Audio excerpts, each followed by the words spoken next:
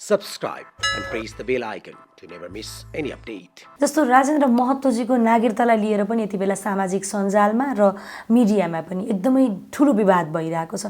ठ्याक्कै उहाँको के हो, एकदमै भूमिका नमादेर तपाई नजिकको मान्छे, पार्टी भित्रको मान्छे, तपाईहरु यस्तो पत्रकार यो देशमा जन्मे, नागरिकता कसले दिन्छ?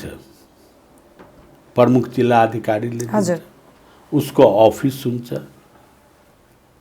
म त त्यहाँको सीडीओ कहिले पनि भइन। त्यहाँको रेकर्ड गएर हेर्नुस् के रहेछ कसो रहेछ। लक्ष्मणलाल कर्णसँग अब नागरिकताको बारेमा सोध्ने, तपाईकै नि नागरिकता के कस्तो छ मलाई थाहा छैन। राष्ट्र बुझ्दै बुझेन। राष्ट्रलाई राज्य नै भन्छ। तर एउटा राज्यभित्र विभिन्न राष्ट्र हुन्छ। किन हुन्छ भने जुन कम्युनिटीको आफ्नो जनसङ्ख्या छ, निश्चित ठाउँमा जनसङ्ख्या छ, भूगोल छ, उसको संस्कृति छ, भाषा छ, त्यो आफैमा एउटा राष्ट्र हुन्। एउटा देशमा विभिन्न राष्ट्र हुन सक्छ। भित्रकै पनि मान्छे पोलिससँग गएर भेट्ने, मलाई यति यति मन्त्री दिनुस्, बाहिर आएर स्वाङ रच्ने। तपाईले महेश बस्नेतको अभिव्यक्ति सुन्नु भएन? हजुर। बाबुरामजी गए 1 बजे राति भेटे, इस्तेहाक राईलाई पठाए।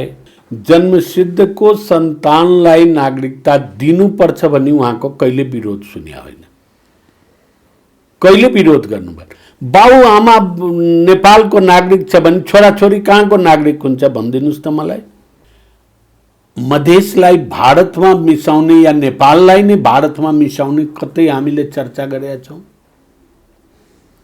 त्यो भन्नुस्। अनि अन्दाज गर्ने, गजेन्द्र बाबुलाई पनि यही क्वेशन गरे। यो अभिव्यक्ति दिने माधव नेपाल जस्तो मान्छेहरू मात्रै सिक्किममा थियो अनि भारतमा गएको हो। गजेन्द्र नारायण जस्तो मान्छे भइदिएको भए भारतमा जाने थिएन। दार्जिलिङ र इलाममा के फरक छ? कुन बेस्ट ठाउँ हो? इलाम बेस्ट ठाउँ। दार्जिलिङलाई अंग्रेजहरूले डेभलप गरिदिए किनभने गर्मीमा उनीहरूको राजधानी त्यहाँ हुन्थ्यो। त हामीले इलामलाई डेभलप गर्न सक्दैनौं, गरेनौं, त्यसको मतलब भारतमा जाने होइन नि। एउटा स्वाभिमानी मधेसी नेपाली मधेसीलाई पटक पटक शंका गरिराख्नु भएछ। यो इन्डियन नै हो, यो त देश तोड्न लाग्यो। यसबाट हामीले बच्नु पर्छ। अनामलाई इमिडिएट बन्द गर्नुस्। इमिडिएट बन्द। अब तपाईको 2 बिघा जग्गा रहेछ भने पान्दुर बढ्यो होला, किन पहिलेको डिफेक्टिभ नापिले। अब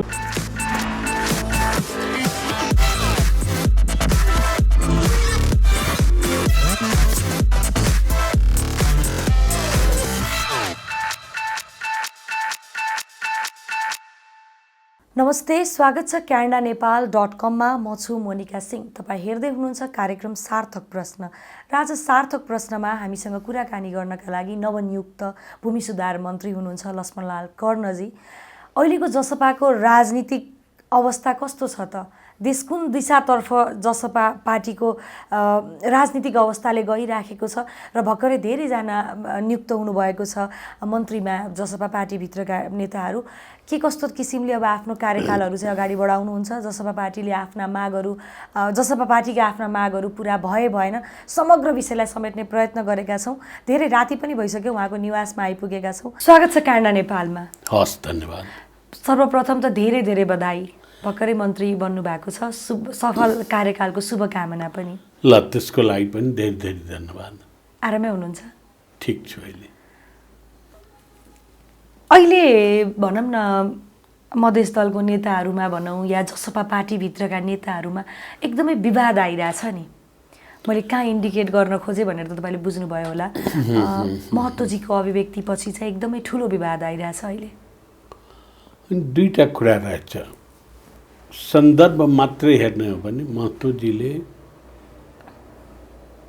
64 सालमा हामी संविधान सभामा, त म पनि थिएँ संवैधानिक समितिको मेम्बर। जति कार्यदल र जति उपसमितिहरू बने सबैमा म छु। त्यसबेला एउटा विम के थियो भने नेपाल बहुराष्ट्रिय राज्य बनाउने वा बहुजातीय भन्ने वा बहुसांस्कृतिक भन्ने यसमा विवाद थियो। त्यो विवादमा बहुराष्ट्रियवाद हुनु भन्ने कुरा पराजित भयो। मान्छेले राष्ट्र बुझ्दै बुझेन, राष्ट्रलाई राज्य नै भन्छ। तर एउटा राज्यभित्र विभिन्न राष्ट्र हुन्छ। किन हुन्छ भने जुन कम्युनिटीको आफ्नो जनसङ्ख्या छ, निश्चित ठाउँमा जनसङ्ख्या छ, भूगोल छ, उसको संस्कृति छ, भाषा छ, त्यो आफैमा एउटा राष्ट्र हुन्। एउटा देशमा विभिन्न राष्ट्र हुन सक्छ। त्यसकारण हामी प्रदेशको निर्माण कसरी गर्ने भन्ने निर्विवाद एउटा शर्त के बन्यो भने हामीले भन्यौं प्रदेशको निर्माणको दुईटा आधार निर्विवाद छ। फेरि त्यसमा विवाद कहीँ भएन। त्यसमा एउटा भन्यो जातीय पहिचान। कम्युनिस्टहरूले सामुदायिक पहिचानमा जातीय पहिचान भन्न मन पराउँदो रहेछ र पहिचानभित्र केही कुरो चाहिन्छ। के हो पहिचान? जसको इतिहास छ, जसको आफ्नो भूगोल छ, जसको आफ्नो भाषा छ, संस्कृति छ, त्यसलाई एउटा प्रदेश दिने भन्ने कुरा गरेका थियो। र दोस्रो शर्त थियो सामर्थ्य। र यसको आधारमा हामीले राज्य पुनर्संरचना आयोग बनायौं र यही फन्डामेन्टल कुरोलाई, बेसिक कुरालाई राखेर उसले 10+1 को राज्य बनायो। हजुर। अब त्यो बेलाको कन्सेप्टलाई राखेर उहाँले बोल्नु भयो होला मलाई लाग्छ। मसँग त कुराकानी भएन।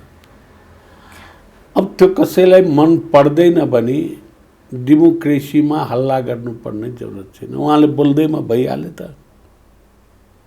बोलेको कुरा सही थियो या गलत थियो? किन भन्दाखेरि अहिले यो किनभने बहुराष्ट्र भन्ने कुराले त अलि एकदमै ठुलो नबुझेर मान्छेहरूले नबुझेर राष्ट्र भने मान्छेले के बुझ्यो भने यो देशलाई टुक्रा गर्न खोजे, टुक्रा टुक्रामा बाँड्न खोजे। त्यो होइन। एउटै राज्यभित्र पनि, देशभित्र पनि विभिन्न राष्ट्र हुन सक्छ। राष्ट्रको परिभाषा जसलाई कम्युनिस्टहरूले यो रस्साबाट बडो गरे, जसलाई जातीय भने, राष्ट्रलाई जातीय पहिचान भने, ती विभिन्न अवधारणाहरू छ। कसैलाई मन परेन भने त्यसको लागि बाटोमा नै आउनु जरुरी छैन। आफ्नो अभिव्यक्ति दिन सक्छ मान्छे। यो गलत हो होइन। तपाईलाई मन परेन भने डेमोक्रेसीमा सबैको कुरो सबैले मन पराउनु पर्ने जरुरी छैन। यही त विचारको अभिव्यक्ति हो। त्यसको लागि रोडमै आउने, त्यसको लागि सारा कुरा गर्ने जरुरी थिएन र जरुरी होइन। किन भन्दाखेरि फेरि त्यो भन्दै जाँदाखेरि काहीँ न काहीँ टुक्रा टुक्रामा विभाजित गर्न खोज्यो देशलाई भन्ने पनि एउटा आरोप लाग्यो। कसरी हुन्छ भन्नुहोस् त? उहाँले त्यो भन्दै जाँदाखेरि हैन? कसरी हुन्छ? हाम्रो तपाईको हेर्नुहुन्छ भने हाम्रो देशमा 3वटा जाति प्रधान रूपबाट छ। जनजाति एउटा हामीले भनेका छौँ। हजुर। खस भनेका छौँ, बाहुन क्षेत्रीहरू हुन्। तेस्रो एउटा मधेसीहरू छ, जसको कि एक ठाउँमा पपुलेसन हुन त आजको माइग्रेसनको युगमा मधेसी काठमाडौँमा पनि छ, हर ठाउँमा छ। जनजाति पनि छन्, बाहुन क्षेत्री पनि छन्। तर पपुलेसन यदि भन्ने हो भने त कसको छ? जस्तो काठमाडौँको नेवारहरूले हाम्रो नेवार राज्य भन्छन्, हामीलाई चाहियो। उनको छुट्टै भाषा छ, लिपि छ, संस्कृति छ। आफ्नो लिपि, आफ्नो संस्कृति, आफ्नो भाषालाई सबैले अंगीकार गरिदिए भने त त्यसले छुट्टै देश हुँदैन। त्यही त जस्तो बहुभाषा छ होइन, बहुल भाषा बहुल धर्म छ हजुरले भनेको हजुर, जस्तै, हजुर। तर बहुल राष्ट्र चाहिँ छैन त्यहाँ होइन त्यो लेखेको कुरामा। सायद उहाँले बोल्दै गर्दाखेरि त्यो भन्छ नि चिप्लिएर भनौँ या म टङ स्लिप त्यसको भएर पनि भएको धेरै हुनसक्छ व्याख्या भने- गर्दिनँ, किनभने त्यसमा मसँग सल्लाह पनि भएको होइन। हजुर हजुर उहाँसँग हाम्रो बोल्ने बेलामा अलिकति अनि चिप्लेको पनि हुनसक्छ कहिलेकाहीँ मान्छे भन्दै, किनभने बाँकी उहाँले भनेको सबै कुरा हो होइन, बहुल भाषा छँदैछ, बहुल संस्कृति छँदैछ होइन, तर बहुल राष्ट्र भन्नेले मात्र लियो त्यो कारणले त्यस्तो हुन पनि सक्छ भनेर होइन, चाहिँ मैले त्यो केही भने- कुरा भएको थियो पार्टीमा या पार्टी कार्यालयमा पार्टीमा त्यस्तो केही भएको होइन। उहाँलाई के मनमा लाग्यो उहाँले बोल्नुभयो। किनभने त्यसमा मन्त्री हुने मेरो बित्तिकै यो विवादमा आउनुभयो होइन? विवादमा लाए, आउनुभयो के लाए, हजुर त म त्यसलाई खराब भन्दिनँ। डेमोक्रेसीमा कसैको अभिव्यक्तिलाई अर्काको विचार मिलेन भने शान्ति रूपबाट हामीले अभिव्यक्त गर्न सक्छौँ। तपाईँको कुरो मिल्नै पर्छ भन्ने जरुरी छैन। छुट्टै राज्यको कल्पना त गरेका थिए सीके राउतले होइन, तर सीके राउतले पनि त म छुट्टै राज्य बनाउँदैन भन्न आयो नि। त त्यो बेला संविधान बन्दाको बेलामा एउटा भन्न पाउने त राइट त हुनु पर्यो नि। गलत हो भने गलत हो भन्नुपर्छ, मान्दैनौँ तिम्रो कुरो हामी। हजुर तर त्यसको लागि आगो टायर बाल्ने बाटो तताउनु गर्नु हुँदैन, त्यति मेरो मात्रै विमत। हजुर किनभने भर्खरै मन्त्री भएको केही समय भएको छैन, सायद जसपाको यति धेरै मन्त्री एकैचोटि नियुक्त भएको पनि मेरो जानकारीमा यो पहिलोपटक नै होला, एकैपटक यति धेरैजना मन्त्री भएको। त्यसले गर्दा काहीँ न काहीँ तपाईँहरूमा पनि मन खिन्न त भयो होला नि, किन राजेन्द्र महतोलाई हटाउनुपर्छ, यो गर्नुपर्छ, भएन सरकारमा आउने बित्तिकै जसपाले यस्तो गर्न थाल्यो भनेर भन्न थाले एकतर्फ होइन, अर्कोतर्फ फेरि उपेन्द्र यादव समूह त फेरि सरकारमा आउन खोजिरहेको छैन नि त, जसपाभित्रकै पनि मान्छे ओलीसँग गएर भेट्ने, मलाई यति यति मन्त्री दिनुहोस्, बाहिर आएर स्वाङ रच्ने। तपाईँले महेश बस्नेतको अभिव्यक्ति सुन्नु भएन? हजुर बाबुरामजी गए 1 बजे राति भेटे, इस्तेहाक राईलाई पठाए। त्यो गलत गरे म भन्दिनँ, त्यो गलत गरे म भन्दिनँ, तर यति सेक्रिफाइस्ड मान्छे जुन भन्नुभयो गएन मन्त्रीमा। उहाँ त 14 महिना मन्त्रीमा ओलीको सरकारमा बसेर आएको हो नि। हामीले त ओलीजीलाई पटक पटक भने हाम्रो माग प्रमुखता हो, हामीले 6 महिने आन्दोलन गरे हौँ, त्यो आन्दोलनका दायित्व पूरा गर्नुहोस् अनि मात्रै हामी सहयोग समर्थन गर्छौँ। उहाँले इमान्दारी साथ पूरा गर्नुभयो भने त हाम्रो नैतिकता के भन्छ त उहाँलाई समर्थन नगर्ने? साँच्चीकै उपेन्द्र यादवजीले चाहिँ त्यो प्रस्ताव लग्नु भएकै हो कि हो, ओलीजीलाई भेट्नु भएकै हो? अब उपेन्द्रजीसँग यो बिचमा मेरो कुरा होइन, हजुर हजुर तर ओलीजीको सन्निकट मान्छे हजुर महेश बस्नेतले टिभीमा सार्वजनिक रूपमा भने भन्ने कुरा सुने हो भने हजुर अब कति सत्य हो झुट हो एकचोटि महेश बस्नेतसँग पनि लिनुहोस्। हजुर जस्तो उपेन्द्र यादवजीले चाहिँ नपाएर भनौँ न आफूले मागेको मन्त्रालय नपाएर या आफूले मागेको पद नपाएर चाहिँ अहिले विद्रोह गरिरहनु भएको छ भन्ने कुराहरू पनि आइरहेछ, साँच्चै त्यस्तो हो जस्तो लाग्छ या के लाग्छ? उपेन्द्रजीको बारेमा भन्दिनँ। हजुर हजुर किन भन्दैन भने अहिले पार्टी हाम्रो एउटै छ, हाम्रो आदरणीय नेता पनि हुन्। अब मैले उहाँको हिस्ट्री जियोग्राफी भन्न थालेँ भने त उहाँको लागि पनि तकलिफ होला। एउटा सामान्य रूपको कुरा, अहिलेको परिस्थितिमा जुन मधेसको माग पूरा भयो त्यो माग पूरा गराइकन हामीले ओलीजीलाई समर्थन दियौँ। उहाँ त मन्त्रीमा गएपछि पनि केही गराउनु भएन, केही गराउनु भयो? हामी त लिकन गएका हौँ नि। यो फरकलाई उहाँले बुझ्नुपर्छ, किनभने मधेस आन्दोलनमा हामी सँगै थियौँ, मोर्चै थियो हाम्रो, मोर्चा बनाएर नै गरे हो र त्यसको लाइबिलिटी हामीले पुरा गऱ्यौँ, आफ्नो कर्तव्य पुरा गऱ्यौँ भने यसमा रिसाउनु पर्ने जरुरत थिएन भन्ने मैले त्यति। हजुर, किन भन्दाखेरि पार्टी एकीकरण भएको 1 वर्ष पनि भर्खर पुग्न थाल्यो होइन, अनि यतिकैमा फेरि अब पार्टी फुटको कागारमा आइपुगेको छ।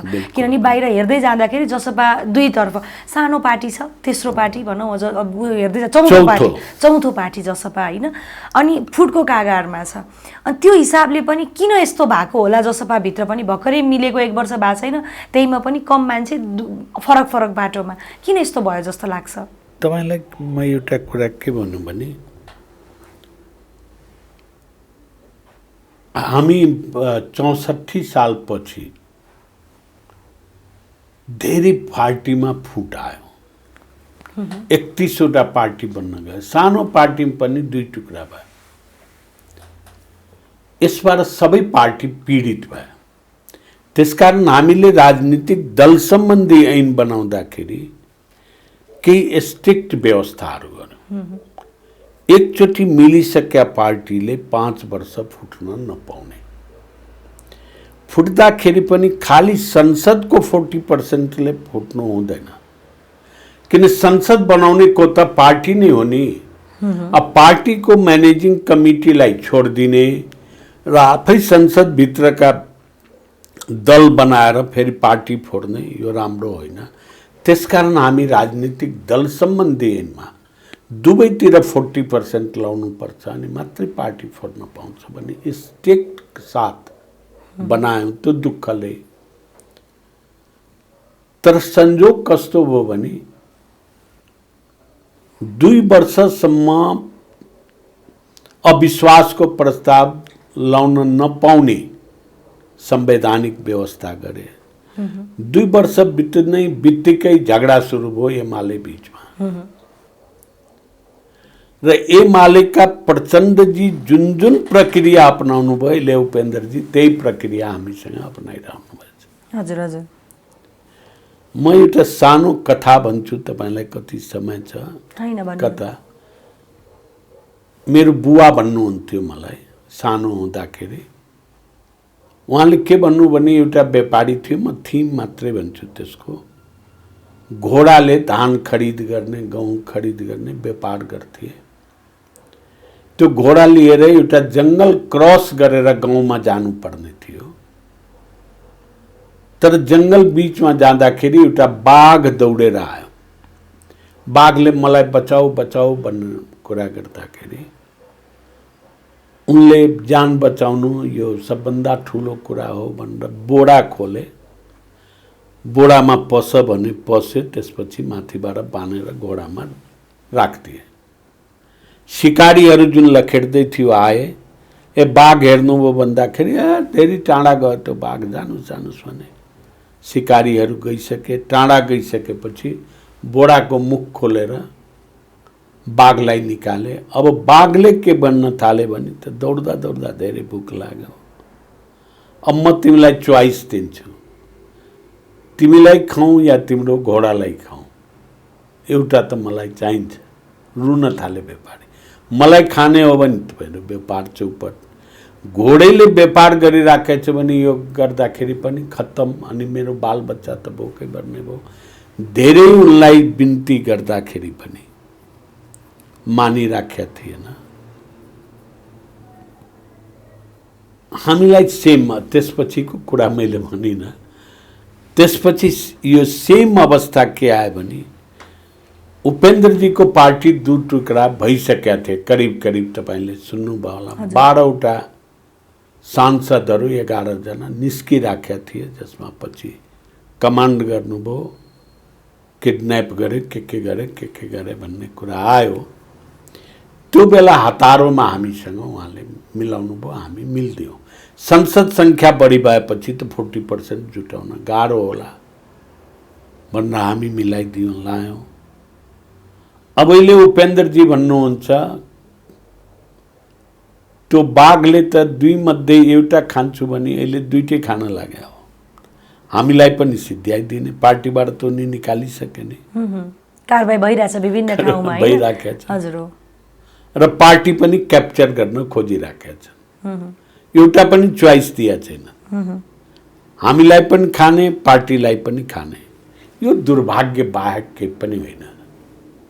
जुन किसिमबाट पार्टी मिल्यो मैले हेर्दाखेरि सर्वत्र मान्छेमा एउटा उत्साह आयो, एउटा अल्टरनेटिभ पार्टी बने र यो पार्टी अब मधेसमा मात्रै होइन पहाडमा पनि यसको सानो छ भने मिलेर आउँदाखेरि एउटा शक्ति हुँदाखेरि पहाडमा पनि जोड्ने, अगाडि बढ्ने एउटा वैकल्पिक शक्ति दिने, केवल कांग्रेस र एमाले होइन, डेमोक्रेटिक एउटा पार्टी छ, यो पनि विकल्प हो भनेर हामी दियौँ।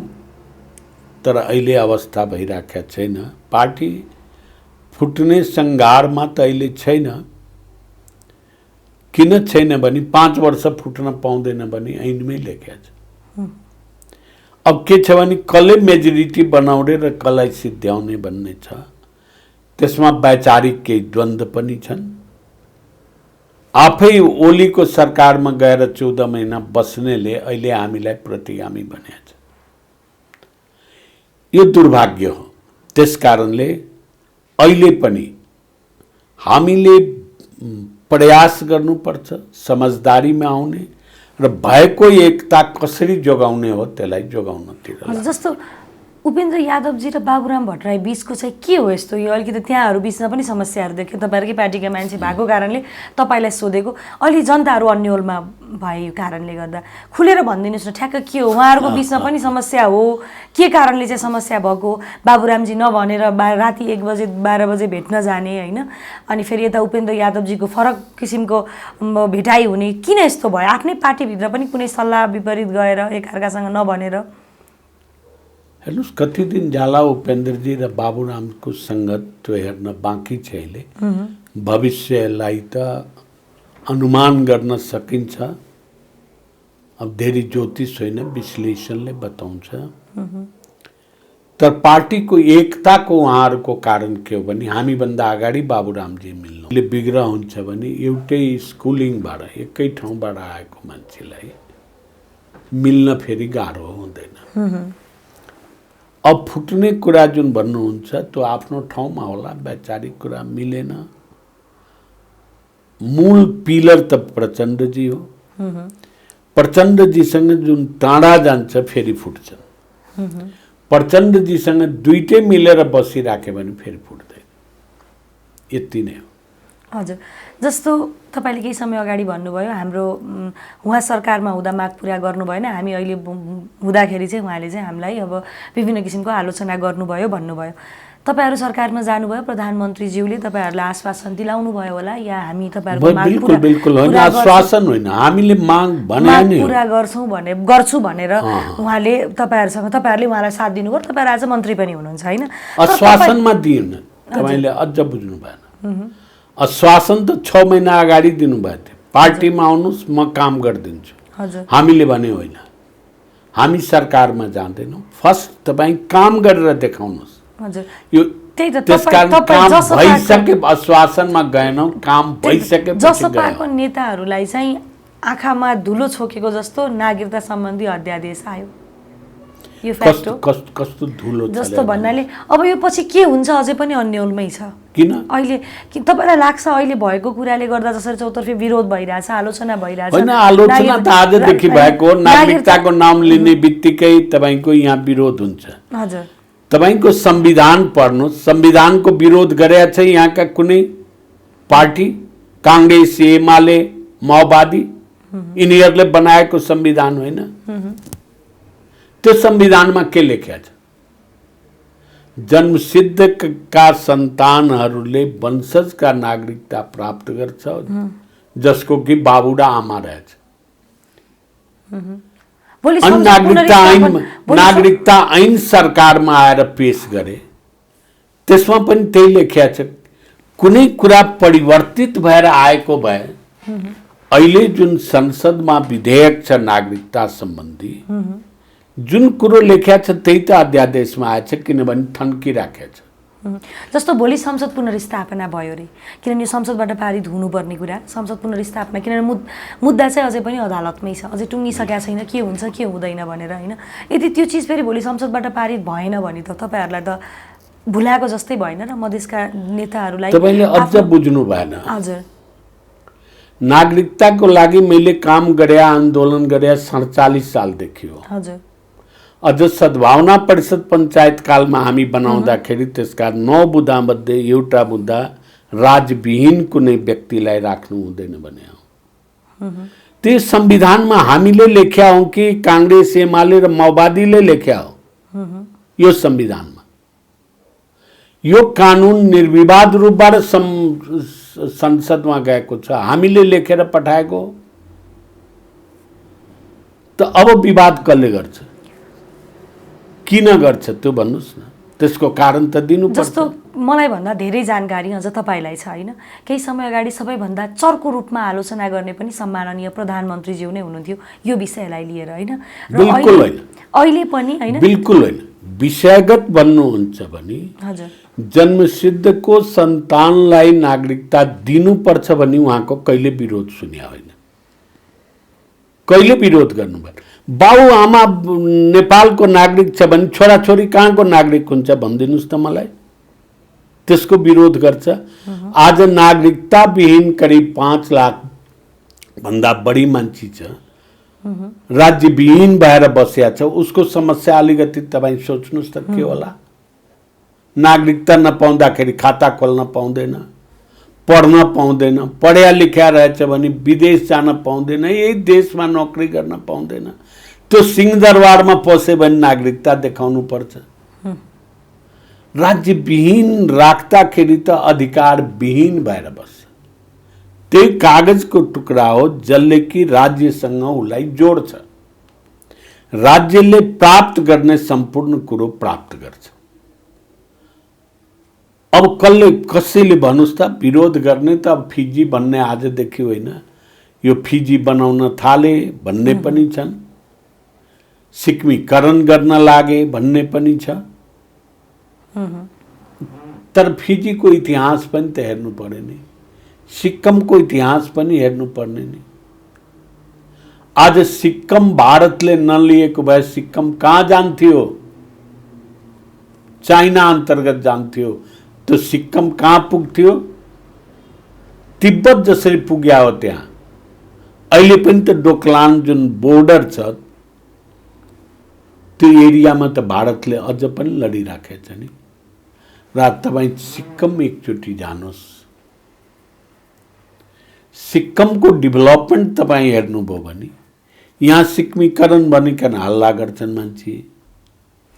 त्यो सिक्किम भारतमा गएर त्यहाँका जनता यति खुसी छन्। त्यसमा एकछिन मैले अलिकति काटिहालेँ है मन्त्रीज्यू। जस्तो तपाईँले भन्न खोज्नुभयो जसरी सिक्किम डेभलप भयो भारतले लिइसकेपछि नेपाल पनि कहीँ न कहीँ भारतसँग मिल्यो भने चाहिँ डेभलप हुन्छ भन्न खोज्नु भएको कि के हो? किन भन्दाखेरि तपाईँको अहिलेको अभिव्यक्तिले त्यस्तै त्यस्तै किसिमको झल्कोहरू दियो। मैले तपाईँले ठिक भन्नुभयो। तपाईँलाई कुनै कुरो लाग्नु स्वाभाविक हो। सद्भावना पार्टीबाट यात्रा गरेर हामी यहाँसम्म पुगेका छौँ। हजुर। पार्टी बन्दाखेरि वैचारिक अभिव्यक्ति हुन्छ, उसको मैनिफेस्टो हुन्छ, उसको विधान हुन्छ। मधेसलाई भारतमा मिसाउने या नेपाललाई नै भारतमा मिसाउने कतै हामीले चर्चा गरेका छौँ? त्यो भन्नुहोस्। अनि अन्दाज गर्ने गजेन्द्र बाबुलाई पनि यही क्वेसन गरे, प्रज्ञा प्रतिष्ठानमा क्वेसन गरे। गजेन्द्र नारायण सिंहले नेपाललाई सिक्किमीकरण गर्न खोज्या हो। तपाईँले जस्ट आशंका गर्नुभयो त्यही नै भने। किन भन्दाखेरि मैले मात्र होइन, तपाईले अहिले भन्नुभयो जसरी एउटा उदाहरण। हजुर। अनि उहाँले जवाब दिनुभयो। उहाँले के भन्नुभयो भने गजेन्द्र नारायण सिंह जस्तो मान्छे सिक्किममा एउटा पनि थिएन। यो अभिव्यक्ति दिने माधव नेपाल जस्तो मान्छेहरू मात्रै सिक्किममा थियो अनि भारतमा गएको हो। गजेन्द्र नारायण जस्तो मान्छे भइदिएको भए भारतमा जाने थिएन। यति उद्देश्य र साफ राखेर हामी यो देशमा बसिराखेका छौँ भने आफ्नै देशको नागरिकलाई पटक पटक तपाईँले गर्ने, शङ्का गर्ने, आशंका गर्ने। अब मेरो के दोष? मेरो जन्म देशमा बहु कालो भए, बिहारीसँग मेरो अनुहार मिल्यो, त्यति कारणले मलाई पटक पटक यो भारतमा मिलाउन थाले, भारतीय हो विदेशी हो त्यो भन्ने हो। त्यो कुरा त मैले बुझेँ होइन, मैले तपाईले किन बुझ्या भने मैले नेपाल जस्तो ठाउँ राजनीतिक स्टेबिलिटी नहुँदाखेरि हामी पछाडि पड्या हौं। हामी आफ्नै स्रोत साधनबाट विकसित हुन सक्छौं। तपाईलाई एउटा उदाहरणमा सानो दिन्छु। दार्जिलिङ र इलाममा के फरक छ? कुन बेस्ट ठाउँ हो? इलाम बेस्ट ठाउँ। दार्जिलिङलाई अंग्रेजहरूले डेभलप गरिदिए किनभने गर्मीमा उनीहरूको राजधानी त्यहाँ हुन्थ्यो। त हामीले इलामलाई डेभलप गर्न सक्दैनौं, गरेनौं, त्यसको मतलब भारतमा जाने होइन नि।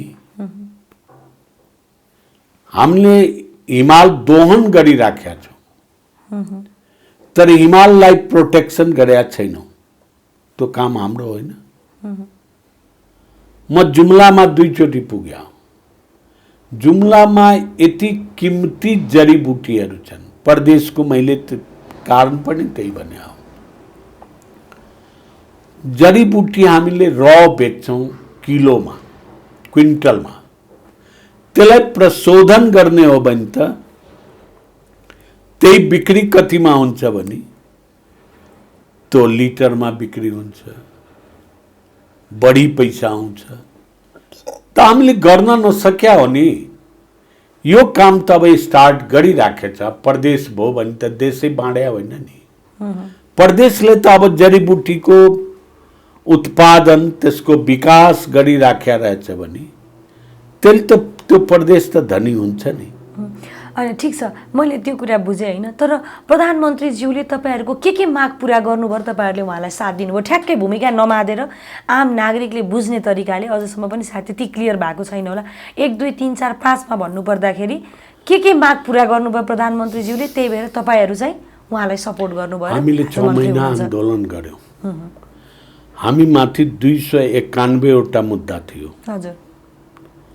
291 मुद्दामा यो फिर्ता लिनुपर्छ भने आन्दोलन पछि जति सरकार बन्यो, प्रधानमन्त्री तपाईँ नै नाम याद गर्नुहोस्, ओली समेत थिए त्यसमा। त्यस वखतमा सबैलाई यो राजनीतिक कारणले मुद्दा भएको हो। उपस्थित नभएको मान्छेलाई पनि हाम्रा पार्टीमा लागेको छ। पार्टीमा लाग्ने मान्छेहरूको नाम त सबैलाई थाहा हुन्छ। त्यो कारणले लगाएको यो फिर्ता गर्नुहोस्। कसैले गर्दिएन। न देउपा गरे, त्यस वखतका ओलीजी गर्नु भएन, प्रचण्डजीले गर्दिनु। काम अहिले अब त बाँकी फैसला, एक त फैसला भइसकेको मुद्दालाई सरकारले फिर्ता लिन सक्दैन। यो सर्वोच्च अदालतको निर्देशन छ। त हामीले सरकारलाई कानुन छोड्देऊ, संविधान छोड्देऊ, सर्वोच्च अदालत छोड्देऊ त भन्दैनौ नि। अहिले बाँकी थियो 22-23 वटा मुद्दा, यो फिर्ता गर्देऊ। यसलाई त कुनै अब्जेक्सन भएन, त्यो मुद्दा फिर्ता भएछ। अहिले 140 जना मान्छे मुद्दाबाट अलग भएछन्। त्यसपछि तपाईको 2टा मुद्दा अझ चर्चित मुद्दा बाँकी छ। केही टेक्निकल कानुनी कारणहरू छन्, जस्तो रेशम चौधरी। रेशम चौधरीको मुद्दा सर्वोच्च अदालतमा विचाराधीन छ। 2 तहबाट फैसला भइसकेको छ। अब त्यो सर्वोच्च अदालतबाट तानेर तपाईँ छोडाइदिनुहोस् वा जेलको तालचा फोडिदिनुहोस्, यो त हामी भन्दैनौँ नि। सर्वोच्च अदालतले के डिसिजन गर्छ पर्खनु त पर्यो। त्यो डिसिजन पछि सरकारको हातमा जे काम हुन्छ त्यो गर्छ। सफाई पाइहाल्यो भने पाइ नै हाले। यदि दण्ड सजाय भयो भने त्यसको लागि सरकारसँग जुन माफी दिने, मुलतवी गर्ने विभिन्न जुन राइट छ त्यो आग्रह गर्ने भनेका छौँ हामी। र एउटा जलेश्वरको मुद्दा छ, त्यसमा केही साथीहरू अझ पनि जेलमा छन्, त्यो फिर्ता भएको छैन। त्यसकारण पूर्ण भएको काम र बाँकी भएको काम। दोस्रो तपाईलाई के भन्छु भने यो नागरिकतामा धेरै विवाद छ। विवाद सारा सल्ट्यो म भन्दिन, तर जुन विवाद रहित कुरा थियो जसलाई संविधानले स्वीकार गरेको, सरकारको ऐनबाट स्वीकार गरेको, त्यो संसद नचल्दाखेरि पास नभएको, त्यो मात्रै अध्यादेशबाट लाएर जन्मसिद्धका सन्तानहरूलाई नागरिकता दिने अध्यादेश भएछ। त्यसले ठुलो राहत। यहाँ त के छ भने कति कमजोर सोच छ भने नागरिकताको समस्या केवल मधेसमा छ भन्छ, पहाडमा त्यतिकै समस्या छ। बिहा गरे, बालबच्चा भयो, लोग्ने भाग्दियो, कहाँ गयो। उसले कसरी नागरिकता पाउने? लोग्ने यहीँ बसे, नागरिकता पाउन सकेन। तो उसको छोरोले त पाउने अवस्थै भएन, छोरीले पाउने अवस्थै भएन। पहाडमा पनि छ, डोटी दार्चुलातिर पनि जहाँ बोर्डरमा बिहा हुन्छ त्यहाँ छ। झापादेखि लिएर इलामसम्म यो समस्या छ। मैले किन यो प्रश्न उठाएको भन्दाखेरि मैले तपाईलाई रोकिहालेँ बीचमा। मैले भने तपाईलाई दुईटा कुरा त भनिहालेँ। हजुर। तेस्रो पनि सुन्नुस्, अनि कम्प्लिट हुन्छ। के गरिदिए भने यो दोस्रो काम पूरा गरेको। तेस्रो काम के भने हामीले 6 महिना शान्तिपूर्ण आन्दोलन र बोर्डर घेराव, जसलाई नाकाबन्दी भने, हामीले धरना भन्यो, यहाँका मान्छेहरूले नाकाबन्दी भने। किन गरे भने यो संविधानमा मधेसी, थारू, दलित, मुस्लिम, महिलाहरूको अधिकार अन्तरिम संविधान भन्दा पनि संकुचित गर्यो। त्यो अधिकार कमसे कम फिर्ता दिलाउनलाई आन्दोलन गरे। 6 महिना संसारको अद्भुत आन्दोलन छ। त्यसले कबुल गरे सरकारले दुईटा कुरामा। एउटा के हो भने संविधान हामीले 3 वर्ष एक्जिक्युसनमा लाउँदाखेरि एक्जिक्युसनमा कहाँ प्रब्लम छ त्यसलाई रिभ्यू गर्ने र बहिष्कृत शोषितहरूको अधिकारमा कहाँ संकुचित भएछ त्यो कामको लागि संविधान संशोधन समिति नै बनाइदिए।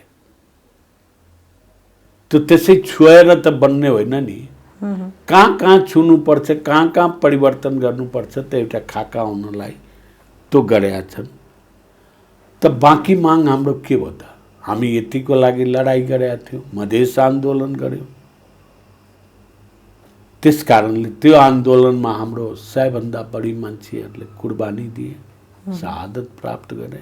हजारौं मान्छेहरूलाई गोली लागिराखेका छ। कसले चर्चा गरेका छ? यहाँको पत्रकारले। शान्तिपूर्ण आन्दोलनमा छातीमा गोली हानेका छ, टाउकोमा हानेका छ। 3 वर्षको बच्चा छतमा घुमिराख्या उसलाई गोली हानेका छ। अब यो आन्दोलन घोषणा हामीले गरे भने त्यसको दायित्व हामीले बोक्नुपर्छ कि पर्दैन? त त्यो आन्दोलनको दायित्व अहिले ओलीजीले पूरा गर्नुभएको कारणले हाम्रो शर्त नै थियो, हाम्रो आन्दोलनको दायित्व पूरा गर्नुस् अनि मात्रै हामी सहयोग समर्थन गर्छौं। त्यो गरेपछि मात्रै।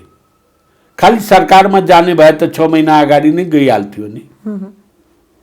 यसपालि हामीले विगतको सरकारहरूको रवैया हेरेर कागज गरिदिने, तमस्सुक गरिदिने वा चेक गरिदिने कहिले पूरा नगर्ने। हामीले भन्यो तपाईहरु लगायत सबैको चेक बाउन्स भइसकेको छ। अब हामी चेकमा, सम्झौतामा, कागजमा विश्वास गर्दैनौं।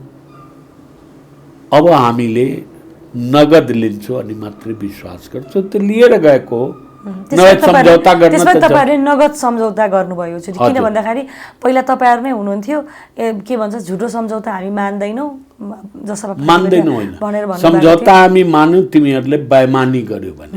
सम्झौता त दुई पक्षको खुसीबाट नै भएको। गरायो, कागज गरिदियो, झुक्याइदियो, गर्दै गर्दै कहिले पालन गरेन। गिर्जा बाबु देखेर लिएर आजसम्म कसैले पालन गरेन। त्यसकारण नगदलाई मात्रै विश्वास गर। यदि सरकारको लागि मात्रै हामी भनेको भए त दुईटा कागज लेखेर 6 महिना अगाडि नै हामी सरकारमा जान्थ्यौं नि। यो कुरालाई त सम्प्रेषण गर्नुपर्छ, मान्छेले बुझ्नुपर्छ। हामी मन्त्रीको लागि गएको होइन, हाम्रो दायित्वको निर्वाह उहाँले गर्नुभएको कारणबाट हाम्रो नैतिक जिम्मेवारी थियो वचनबद्ध थियो तपाईँले हाम्रो काम पूरा गर्नुहुन्छ भने हामी तपाईँलाई सहयोग समर्थन गर्छौँ, त्यस कारणले गर्दा। हजुर, जस्तो राजेन्द्र महतोजीको नागरिकतालाई लिएर पनि यति बेला सामाजिक सञ्जालमा र मिडियामा पनि एकदमै ठुलो विवाद भइरहेको छ। ठ्याक्कै उहाँको के हो, एकदमै भूमिका नमातेर तपाईँ नजिकको मान्छे, पार्टीभित्रको मान्छे, तपाईँहरू यस्तो पत्रकार यो देशमा जन्मे, नागरिकता कसले दिन्छ? प्रमुख जिल्ला अधिकारीले दिन्छ, उसको अफिस हुन्छ। म त त्यहाँको सिडिओ कहिले पनि भइन। त्यहाँको रेकर्ड गएर हेर्नुहोस् के रहेछ कसो रहेछ। लक्ष्मणलाल कर्णसँग अब नागरिकताको बारेमा सोध्ने, तपाईँकै नै नागरिकता के कस्तो छ मलाई थाहा छैन। छ तपाईँमाथि शङ्का लाग्छ भने हाम्रो ऐनमा व्यवस्था छ, कसैले झुठा विवरण लिकन बनाइकन नागरिकता ल्याएछ भने बदर गर्ने व्यवस्था छ, दण्ड सजाय गर्ने व्यवस्था छ। यो हल्ला गर्ने कि वास्तविक पता गरेर कारबाही गर्ने, त्यो त गजबको मुलुक रहेछ। कसलाई बदनाम गर्नु छ एउटा छोडिदिनुहोस्। अब लक्ष्मणलाल कर्णसँग कसको नागरिकता के छ भनेर सोध्ने प्रश्न हो। यही देशको सरकारको बडी छ, अफिस छ, त्यहाँ गएर हेर्नुहोस्, फाइन्ड आउट गर्नुहोस्। किन भन्दाखेरि तपाईँहरू मन्त्री भए लगत्तै यो कुराहरू आयो, त्यही भएर मैले तपाईँलाई आजदेखि आएको होइन, उहाँ आन्दोलन गर्दाखेरि पनि यो कुरा आएको थियो, तर झन् चर्को रूपमा चाहिँ अहिले सरकारमा गइसकेपछि कहीँ चर्को छैन। 4 जना मान्छेहरूले बानेश्वरमा आएर हो हल्ला गर्दाखेरि चर्को हो त? गर्छन्। डेमोक्रेसीमा गरे भने त म गलत कसैलाई पनि भन्दिनँ। कसैको चित्त बुझेन भने गर्छ, त्यसमा हिंसात्मक गर्नु हुँदैन म मात्रै भन्छु। र यदि कसैलाई शङ्का छ भने गृह मन्त्रालयमा त्यसको रेकर्ड हुन्छ, सिडिओ कार्यालयमा रेकर्ड हुन्छ। त्यही चिज जसपा पार्टीले क्लियर गरिदिए त झन् राम्रो, भ्रमै हुन्थ्यो। पार्टीले नागरिकता बाँड्ने जुन दिनदेखि काम गर्छ त्यो दिनदेखि सबैको नागरिकता हामी क्लियर गरिदिन्छौँ। सारा मधेसीहरू इन्डियन हुन्, खालि पहाडका मान्छे जो सबै आए इन्डियाबाट, जुन मौलिकवासी हो, मान्छेहरूले बस्न स्टार्ट गर्दाखेरि समतल भूमिबाट बस्न स्टार्ट गर्छ कि पहाडबाट बस्न स्टार्ट गर्छ? तपाईँ नै भन्नु। गौतम बुद्ध जन्या मधेसमा त्यो नेपाली भइदिए। जानकी जन्मे नेपालमा, जनक जन्मे नेपालमा, ऊ नेपाली हुन्। र उनका जब राजा थिए भने त जनता थिएन, अनि त्यो सबै इन्डियन भइदियो। कस्तो कुरा हामी गरिराखेका हुन्छौँ भने मधेसका मूलवासी त कोही थियो नि, त्यहाँ राजा थियो, राज्य थियो भने जनता थिएन कि? गौतम बुद्ध त राजाका छोरा हुन् नि, उनी बाघ हात्तीका राजा थिए कि जनताका राजा थिए?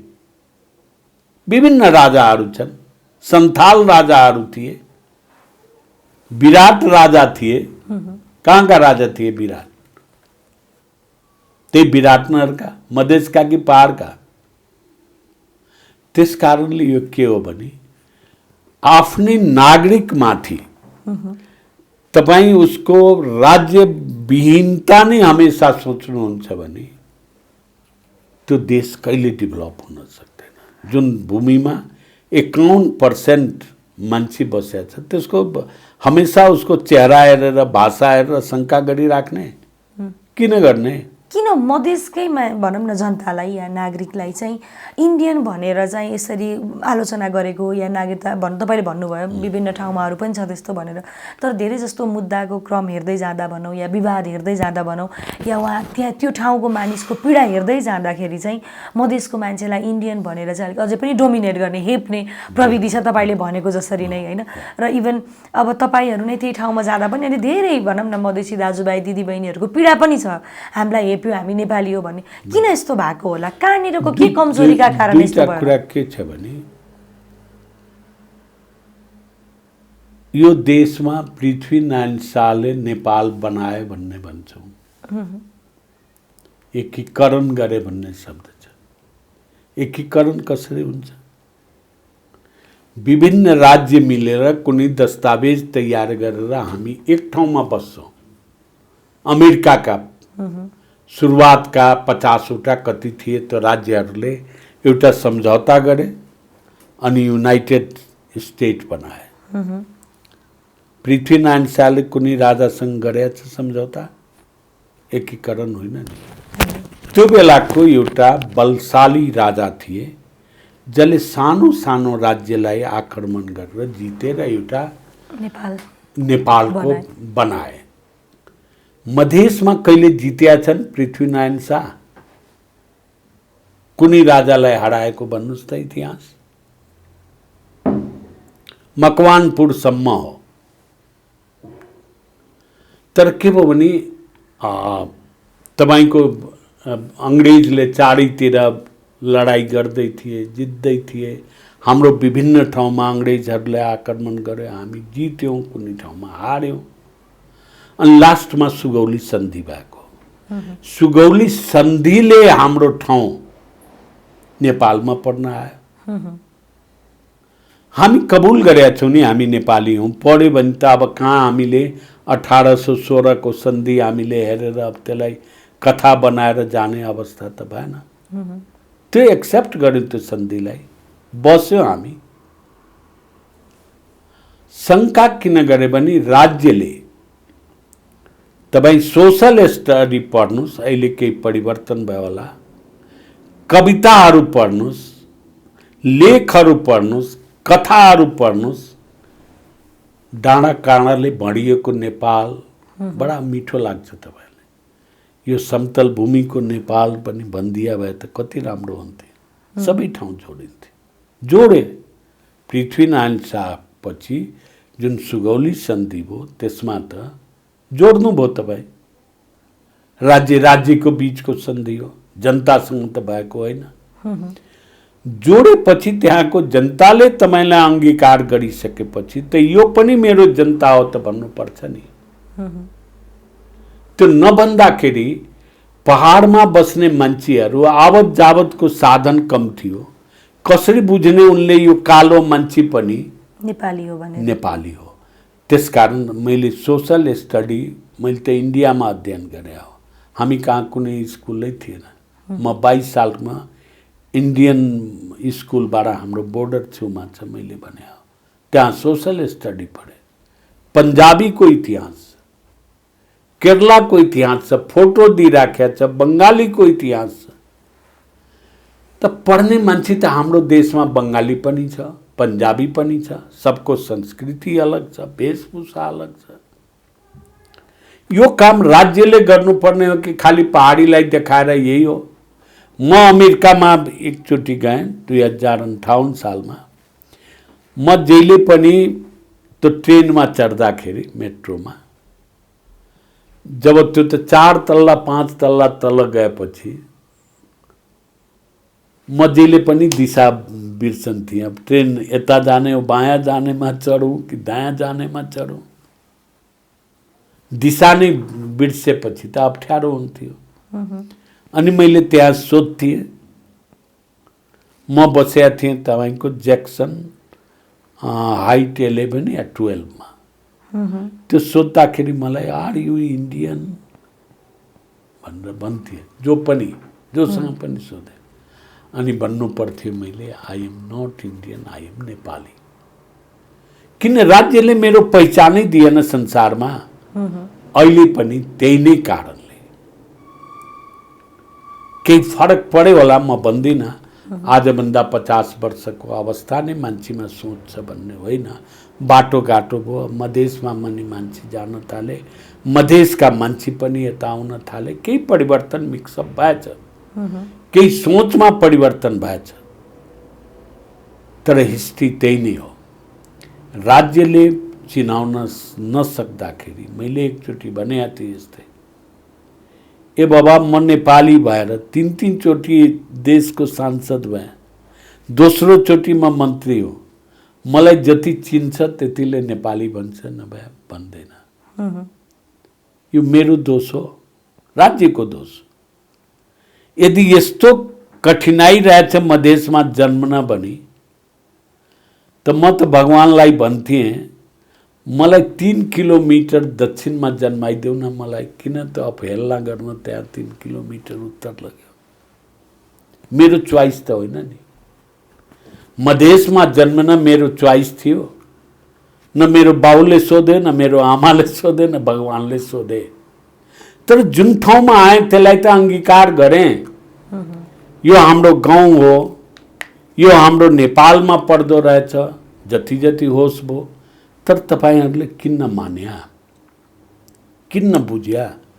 अझ पनि राज्यले यो कुरालाई हामीले बुझाउनु पर्छ र पटक पटक तपाईको आशंका केही कुरा भन्दिँदैमा यो देश टुक्रा गर्छ भन्ने आशंकाले पनि यो क्रिएट भइराखेको छ। यो देशद्रोही देखाइराख्नु भएको छ। अहिले नि तपाईले कुरा गर्दाखेरि तपाईको विभिन्न सोचले गर्दाखेरि त मलाई देशद्रोह भनिराख्नु भएको छ वा भारतमा मिसाउने भनिराख्नु भएको छ। यो आइडिया जबसम्म परिवर्तन हुँदैन, किनभने राज्य भन्ने कुरा, राष्ट्रियता भन्ने कुरा यो धेरै जसो कम्युनिस्टहरूले उठाउँछ कहीँ पनि संसारमा। राष्ट्रियता आफैमा एउटा अफिम हो। केही नगर्नुस्, राष्ट्रियताको नारा गरिदिनुस् भने तपाईले नागरिक विचलित हुन्छ। विचलनमा पारिराख्नु भएको छ यहाँको जनतालाई। एउटा स्वाभिमानी मधेसी, नेपाली मधेसीलाई पटक पटक शंका गरिराख्नु भएको छ यो इन्डियन नै हो, यो त देश तोड्न लाग्यो। यसबाट हामीले बच्नुपर्छ अनि देश समृद्ध हुन्छ। अलिकति प्रसङ्ग फरक पार्छु होइन, अलि माहौल अन्तै गयो।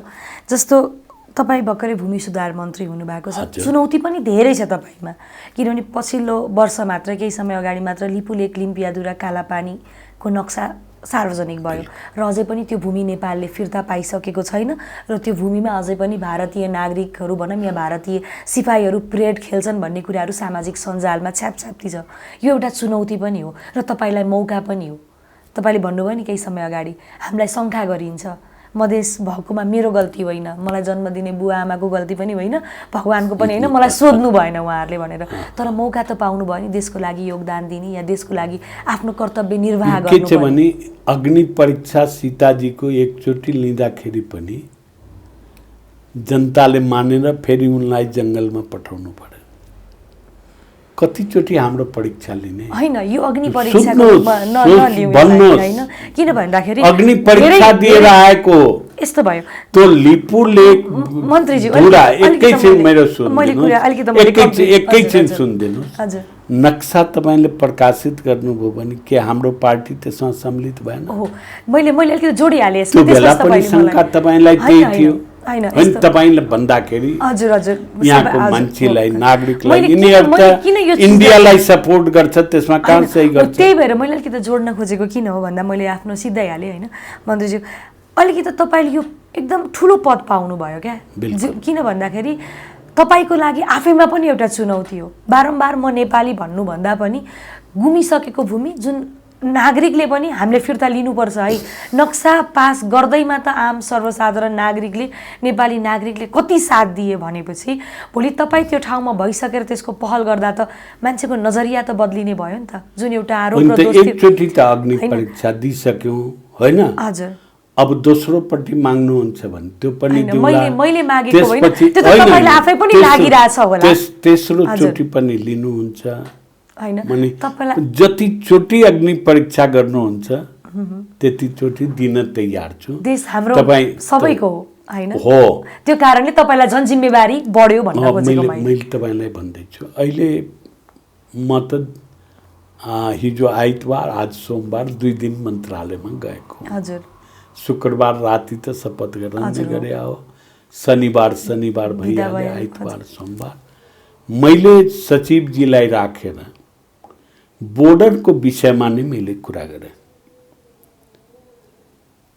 किन मान्छे कुन बेला शान्त भएर बस्छ भने छिमेकी पनि समृद्ध होस्, भलादमी होस्। कहीँ जग्गा जमिन घर बनाउँदाखेरि तपाईँ सबभन्दा पहिले छिमेकी हेर्नुहुन्छ कस्तो छ, लाइफ गुजार्नु छ त्यही ठाउँमा, परिवार गुजार्नु छ। त हामी जुन अवस्थामा बसेका छौँ भारतसँग सधैँ झगडा गरेर हुँदैन र पटक पटक हाम्रो नजरमा बोर्डर आइराखेको हुन्छ विवाद, यहाँ पिलर ढाल्यो, यहाँ गर्यो। यस सम्बन्धमा यो वर्क भूमि सुधार अफिसको मन्त्रालयको नापी पनि तपाईसँग छ, श्रेष्ठता राख्ने मालपोत कर्जाले पनि तपाईको छ। यो विवादलाई मेरो कालमा समाधान गरिदिनुहुन्छ भने म आफूलाई यतिले पनि प्रष्ट हुन्छु। त्यसमा उहाँले आफ्नो योजना बताउनु हो। हामीसँग 21 साल 24 सालमा नापी गर्नु जग्गाको नापी गर्दाको अवस्थामा अब भूमि सुधार जबरदस्ती लगाए। 3 महिना 6 महिना ट्रेनिङ गरेर अमिनलाई राखे, बनाए। मान साइन्टिफिक नक्सा भएन, धेरै डिफल्टहरू छ। अहिले हामी जमिनको फेरि नक्सा गरिराखेका छौँ। अहिले एउटा हाम्रो मन्त्रालयमा इन्फर्मेसन डाटा इन्फर्मेसन सेन्टर बनिराखेको छ। अब हामीले अत्याधुनिक नापी गरिराखेका छौँ पश्चिम र पूर्वमा। यो जापानिज जाइकाको सहयोगबाट हेलिकप्टर राखेर गरिराखेका छौँ। इन टोटल भूमिको हाम्रो नक्सा तयार भइसकेपछि त त्यो भित्र त किताकाट गर्नु मात्रै जरुरी हुन्छ नि। कहाँ के छ, कुन गाउँ छ, कुन सहर छ, यसको एरिया के हो। र अब जग्गा जमिनको कुरा तपाईले माल अड्डामा जसो भने नागरिकता हेर्न जानुस् न सिडिओ अफिसमा, किन जाने? सारा नागरिकता राखिदिए भने त अहिलेको जमानामा प्राविधिक छ, तपाईँ घर बसी अनलाइनले हेर्न सक्नुहुन्छ नि। अहिले जमिनको अनलाइन डेभलप भइराखेको छ। तपाईँ घरमा बसेर तपाईको किता कुन, तपाईको जग्गा कहाँ छ, रजिस्ट्रेसनको अहिले सफ्टवेयर भइराखेको छ। अब तपाईँ घरमा बसेर रजिस्ट्रेसन गर्ने। भूमि बैंक बनाइराखेको छु। तपाईको देशभरि कति जग्गा छ, तपाईलाई हामीले त्यो के भन्छ बैंकले कार्ड दिन्छ नि, एटीएम, भिसा, त्यस्तो कार्ड दिन्छौँ हामी। बैंकमा लगेर देखाउनुस्, बैंकले तपाईको जग्गा त्यसैबाट धितो राख्छ। त्यो काम अब म कति दिन बस्छु मलाई थाहा छैन। मेरो प्रथम वर्क हुन्छ जग्गाको म्यानेजमेन्टलाई, जुन सरकारको मेरो पालामा होइन पहिलेदेखि नै तयारी भइकन भूमि सुधार आयोग बनेको छ, भूमि व्यवस्थापन आयोग बनिराखेको छ, नापीको कुराहरू सुधार भइराखेको छ। मैले यो सम्पूर्ण चर्चा के गरेँ भने त्यसपछि त लिपु लेक फिर्ता गर्ने काम त हामीले नक्सामा देखाउने मेरो मन्त्रालयले गर्न सक्छ। फिर्ता गर्ने काम दुईटा कारणबाट हुन्छ। या त हामी आर्मी लिएर एट्याक गरेर कब्जा गरौँ, या कूटनीतिक तौरबाट वार्ता गरौँ। यो वार्ताको काम परराष्ट्र मन्त्रालयको, अझ प्रधानमन्त्रीको, र अहिले वार्ता स्टार्ट पनि भएछ। कोरोनाको कारणले बन्द छ। एकचोटि वार्ता भयो, दुईचोटि सचिव स्तरमा पनि वार्ता भयो। मलाई लाग्छ ओलीजी भइदिए भने, हुन त म ओलीको भएर भने होइन, उहाँमा मैले एउटा बडा दृढ शक्ति मैले देखेँ। कसैलाई खराब लाग्यो होला, बडो छ ऊ। अहिले पनि जानुस् राजनीति यति विकृति छ, उहाँलाई टेन्सन देखिन। अलिकति पनि टेन्सन लिनुहुन्न। यो पनि एउटा क्वालिटी हो। समस्या सबैलाई आउँछ। त्यस कारणले यसलाई वार्ताबाट मैले पटक पटक भने हो। संसदमा पनि मेरो हेर्नुभयो होला भने चाँडै वार्ता गर्ने, लिने, त्यो जिम्मेवारी मलाई दिने हो भने त म पनि वार्ता गर्छु नि, लाउँछु नि। तर मेरो अग्नि परीक्षा नलिनुहोस्, त्यही भनिराखेको छु। हजुर, अन्तिममा अब हामीले तपाईँको कार्यकालमा, तपाईँले भन्नुभयो कति समय के समय रहन्छु थाहा छैन भनेर, त तपाईँको कार्यकालमा हामीले आफ्नो भनौँ न यो मन्त्रालयबाट चाहिँ के कस्ता सुविधाहरू भनौँ या सुधारहरू पाउँछौँ? आम नागरिकमा अझै पनि छ नि होइन, धेरै जग्गा सम्बन्धी धेरै विवादहरू छ। बिल्कुल। अझ सबैभन्दा ठुलो विवाद त काठमाडौँभित्रकै बालुवाटारका विवादहरू पनि धेरै छ। के सुधारहरू आउँछ जस्तो लाग्छ? अहिले हामीले दुईटा काम, हिजो मैले फर्स्ट डे नै पदभार सम्हाल्दाखेरि त्योभन्दा एउटा अगाडि गइसकेका छ प्रतिवेदन।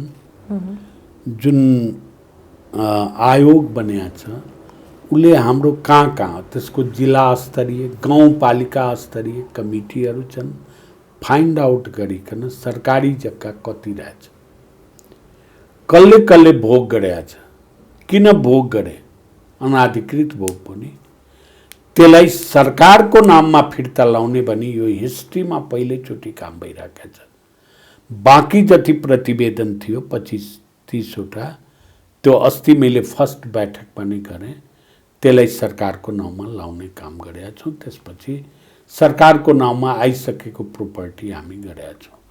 दोस्रो कुरा, ऐलानी जग्गा कसैको जग्गा होइन, सरकारको जग्गा हो, राज्यको जग्गा हो। यो पहिले तपाईलाई मन लाग्यो भने कुनै व्यक्तिलाई दिदिने, कसैलाई दिदिने, स्कुललाई दिदिने, कलेजलाई दिदिने, अब बन्द। अब लिजमा हामी दिन्छौँ। सार्वजनिक कसैले इन्स्टिट्युसन बनाउँछ भने थोरै लिज होला, त्यो पनि सधैँको लागि दिँदैन। अहिले म्याक्सिमम लिजको मैले कागज हेर्दाखेरि 30 वर्षभन्दा बढी दिएको छैन। हिजो मैले एउटा सही गरेँ, 61 बिघा जग्गा अहिले लिजमा दिइराखेका छौँ। रामराजा प्रसाद सिंह स्वास्थ्य प्रतिष्ठानको निर्माण सप्तरीमा गर्नेमा नदीबाट उकास भएको जग्गालाई, केही त नदीको बेल्टमा छ, त्यसलाई तटबन्ध लगाएर करिब 37 बिघा जग्गा त्यहाँ दिइराखेको छ। नदीलाई पनि त चाहियो नि फेरि, तर तटबन्ध लगाइकन अलग गर्ने नदी नहोस्। बाँकी बचेको जुन जग्गा हो त्यो प्रतिष्ठानलाई, स्वास्थ्य प्रतिष्ठानलाई दिइराखेका छौँ। सरकारको जग्गा जोगाउने काम भइरहेको छ। गुठी जग्गा हिनामिना भइरहेको छ, त्यसलाई जोगाउने काम गर्छु। आज मैले एउटा प्रोग्राममा गए थिएँ, धुलीखेल प्रशिक्षण केन्द्र रहेछ त्यहाँ। मैले सबैसँग सोधेँ, तपाईँहरू सर्वेक्षक के प्रशिक्षक जग्गा जमिनको भइसक्नु भएछ भने एउटा कुरा मैले अझ नबुझ्या के हो भने, तपाईँहरू 24-25 सालमा भएको, 21 सालमा भएको नापी डिफेक्टिभ हो, म पनि मान्छु। त त्यो डिफेक्टिभ भएर अहिले नयाँ नापी गर्नुभयो। नयाँ नापी गर्दाखेरि जग्गा नाप जाँच ऐनको सम्पूर्ण प्रक्रिया पुऱ्याएर जग्गा धनी दर्ता प्रमाण पुर्जा दिँदैन। अब मालपोतमा त्यो जान्छ भने उसलाई के भन्छ भने हाल साबिक गर्छु। के हाल साबिक गर्ने? साबिकको नक्सा खराब भएर त हाल बनाएको हो। कामलाई इमिडिएट बन्द गर्नुहोस्, इमिडिएट बन्द।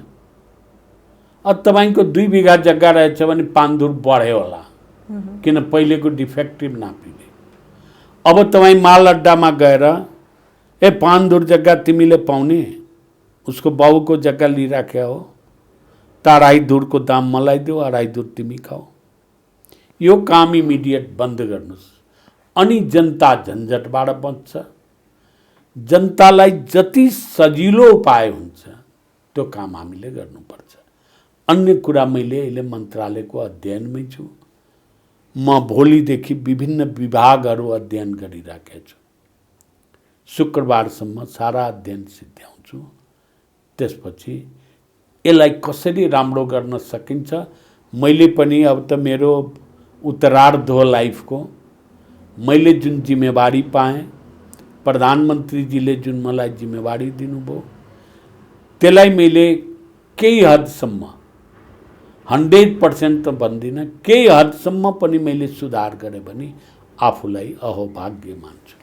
त्यही त, जस्तो तपाईँ पनि नेपाली, हामी पनि नेपाली, जसरी हामी भन्छौँ एउटा स्लोगन नै छैन, हिमाल पहाड तराई सबै नेपालकै हो भन्ने हाम्रो स्लोगन पनि छ, हामी बारम्बार भन्छौँ पनि। आशा गरौँ तपाईँहरूकै कार्यकालमा यो जुन मधेस भन्ने या पहाड भन्ने, हिमाल भन्ने, तराई भन्ने जुन एउटा यो विवाद छ यो टुङ्गिन्छ पनि होइन, र यस्तो किसिमका भोगहरू जुन तपाईँ हामीले फेस गर्दै आइरहेछौँ त्यो अब आउने पिँढीले पुस्ताले भोग्न नपरोस् होइन। अब कुरा गरौँ अलिकति जसपा पार्टीको, त्यसपछि हामी बिदा हुन्छौँ होइन। तपाईँले अघि भन्न त भनिसक्नुभयो, फुट्न चाहँदै पनि अब 5 वर्षलाई त नफुट्ने नै भनेर नियमै छ सरकारले गरेकै भनेर। तर यसरी भित्रभित्र गुटगत गर्नुभन्दा, एकअर्का बीच विवाद गर्नुभन्दा, एकअर्काको आलोचना गर्नुभन्दा त पार्टी फुट्दा नै बेस हुन्छ नि। फुट्न सक्ने सम्भावना के कतिको देख्नुहुन्छ? सक्छ सक्दैन? एउटै कुरा म के भन्छु भने पार्टी फुट्नु सौभाग्य होइन, हजुर, दुर्भाग्य हो। पार्टी जुट्नु र पार्टी जुटिराख्नु यही नै जनताको लागि, देशको लागि, अझ पार्टीमा लागेका मान्छे, नेता कार्यकर्ताको लागि राम्रो हो। अझ केही बिग्रिया छैन। पत्राचार हटाउने राख्ने काम भइरहेको छ भने हामी पुनः, म त फाइनल नेता होइन, किनभने जतिचोटि पार्टी मिल्या छ त्यतिचोटि मलाई डिमोसन हुन्छ। त्यो सम्पूर्ण मैले जुटको कारणले स्वीकार गर्दै आएको। म आफै अध्यक्ष थिएँ पार्टीको, नेपाल सद्भावना पार्टी। फेरि आनन्दी देवी, नेपाल सद्भावना पार्टी, आनन्दी देवी र नेपाल सद्भावना पार्टी मिल्दाखेरि म अध्यक्षता छोडे सहअध्यक्ष भएर मिलाएँ। राष्ट्रिय जनता पार्टी बन्यो, त्यहाँ म सहअध्यक्षको रूपमा थिएँ। अहिले आउँदाखेरि त मेरो पदै केही छैन। त्यो एउटा कार्यकारिणी समिति छ, त्यसको एउटा मेम्बर पनि कति क्रम सङ्ख्याभित्र बसिरहेका छु। मैले कहिले कसैलाई कम्प्लेन गरेँ? किन राजनीति भन्ने कुनै पद होइन, इन्सपेक्टरबाट सही बन्दिन भन्ने होइन। यो त सेवा गर्ने स्थल हो, यसमा नाम तल माथि भएर केही फरक पर्ने होइन। तपाईँको गुण रहेछ भने त चिन्छ, मलाई जतिले चिन्या हो कार्यकारिणी समितिको 5 नम्बर 10 नम्बरको मान्छे भनेर त चिन्या होइन। मेरो आफ्नो काम कारबाही, मेरो सोच, मेरो विचारले मान्छेहरूले मलाई चिन्छन्। त्यसकारण त्यसले केही फरक पर्दैन। मैले सकभर सेवा गरे हूँ, अझ पनि सेवा गर्न तयार छु। र म एउटै कुरा लास्टमा के भन्छु भने जति पनि घटना भइरहेको छ, ठुल्ठुला नेताहरू छन्, एकचोटि सबैजना बसे भने बाटो निस्किन्छ। अहिले बस्या नै छैन एक ठाउँमा, त्यो बस्दै गर्दाखेरि बाटो निस्किन्छ। छलफलबाट नै, विश्लेषणबाट नै बाटो निस्किने हो नि। र म कामना गर्छु यो काम होला र होस् भन्ने चाहना पनि राख्छु। हजुर, यति रातिको समयमा पनि समय दिनुभयो होइन। फेरि पनि कार्यकालको धेरै धेरै शुभकामना र तपाईँको जति पनि इच्छा आकाङ्क्षाहरू छन् यो उसमा मन्त्रालयमा आइसकेपछि पुरा गर्ने, छिटोभन्दा छिटो पुरा होस् र राम्रो कुराहरू सुन्न पाइयोस् होइन। समय दिनुभयो, धेरै धेरै धन्यवाद सरलाई। ल, धेरै धेरै तपाईँलाई धन्यवाद। मलाई राति र बिहानले केही फरक पर्दैन। मेरो रेस्टको टाइम थियो, तपाईँको समय मैले उपभोग गर्न पाएँ। तपाईँलाई दुईटा कुरो भनेर जनता समक्ष पुग्ने होला, त्यसको लागि तपाईँलाई पनि धेरै धेरै धन्यवाद।